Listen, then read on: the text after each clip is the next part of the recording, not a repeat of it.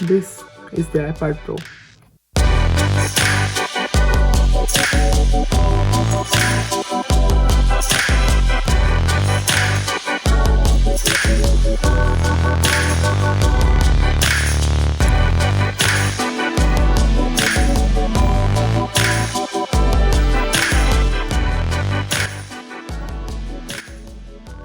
The iPad Pro I'm showing right now was launched in October of 2018.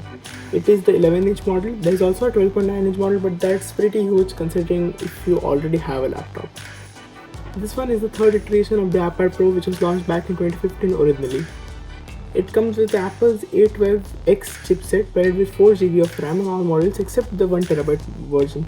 The 1TB version comes with 6GB of RAM, but that is just for storage management and nothing else.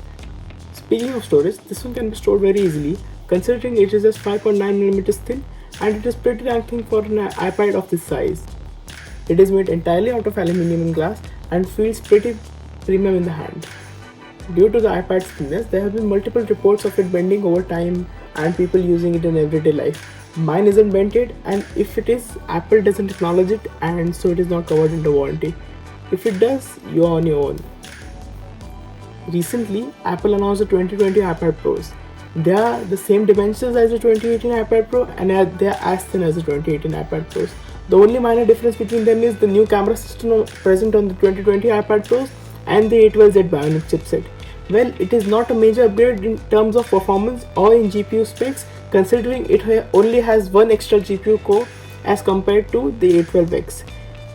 The other hardware features of the 2018 iPad Pro consist of the now old 12 megapixel camera, which can shoot up to 4K at 60 fps, which I am viewing right now. It is a 10R sensor, so the image quality is comparable to 10R, but not quite, as the lens is not quite as wide as the 10R and it is not optically stabilized. But considering the size of the iPad, optical stabilization is not a giveaway for the iPad because it is already quite stable while holding it in hand.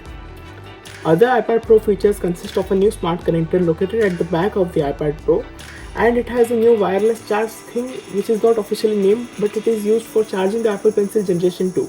The smart connector present at the back of the iPad Pro can be used to connect the smart keyboard folio for the iPad Pro launched back in 2018 along with these new iPad Pros, and the newly announced Magic Keyboard cover, which can also be used to connect and charge the iPad at the same time. Moving on to the front of the iPad Pro, it has a new Liquid Retina LCD display with 120Hz name promotion.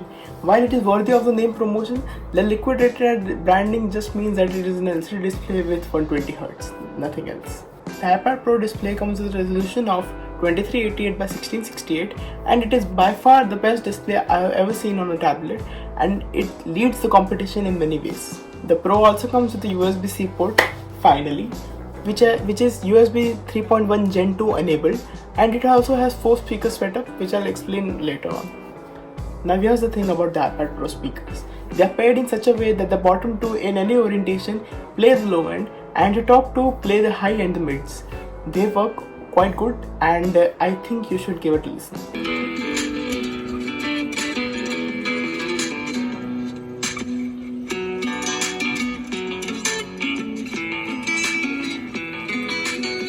In the following video, I compare my iPad Pro to my 13-inch MacBook Pro bought in 2016, and I think you know what I mean.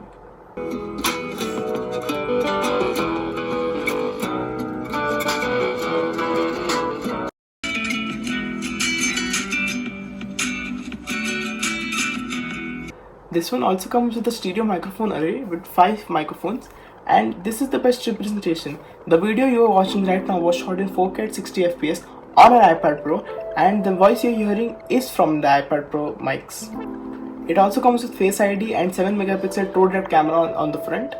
It is the same as the iPhone XR and works the same way as the iPhone XR does. If you haven't watched my XR video, you can watch it here or I'll link it below for you to watch. Coming back to the usability of this thing, it has been excellent. It claimed 10 hours of usage on full charge, and I'm getting that number or even exceeding that in daily life. I don't use it intensively as many of you would do. I use it for gaming and watching videos. In fact, the most intensive tasks are done on the iPad Pro by my sister, who uses a second generation Apple Pencil paired with it to draw in Procreate. Now for the question I got regarding the iPad Pro as a gaming or streaming device. The answer is yes and no. If you are PC or console gamer, the answer is pretty much no for you, because the iPad Pro doesn't support most of the AAA titles present out there on the PC or the console land. The iPad Pro supports PUBG and Fortnite and other games like that. While Fortnite runs at 120 FPS on the 120Hz iPad Pro display, it works excellently. For streaming side, however, the iPad Pro has only one USB-C port, which is pretty limiting in its own ways. Also, the iPad OS does not support multitasking in games right now. I mean, you can hover around a window, but for streaming it does not support. So for the last question, should you get this over the new iPad, which was launched a month ago? And the answer is definitely. If you can get a good deal on this iPad Pro, you should definitely go for it. The A12Z does not have many advantages over the A12X. It only has 1 GPU core and 2 GB of extra RAM. I mean, the 6 GB and the A12X paired are a little bit of headroom for the future. I mean, it will last you for a year or two more if you consider Apple's strategies. But honestly, if you do not care about iPad cameras, which many of you don't already, and you don't care about AR, you should definitely go for this one over the 2020 iPad Pro models, because they are almost the same. When it launched originally in 2018, it was so ahead of its time that Apple claimed it is faster than most PC notebooks present out there. I mean, it is faster than this one right here. The old 2018 iPad Pro is as fast as the Intel Core i5 10th gen present out there right now, and it certainly gives the run for the money. While it is based on ARM architecture and not the x86 which we are used to on the laptop side, it certainly gives the run for the money, especially considering that you use your laptop as an email and a web browsing machine. The 2018 and the 2020 models have a lot of headroom for the future. I mean, they can last 5 more years without any problems. And as I mentioned before, the 2020 and 2018 iPad Pros have the same CPU, and the GPU performance is comparable, if not the same.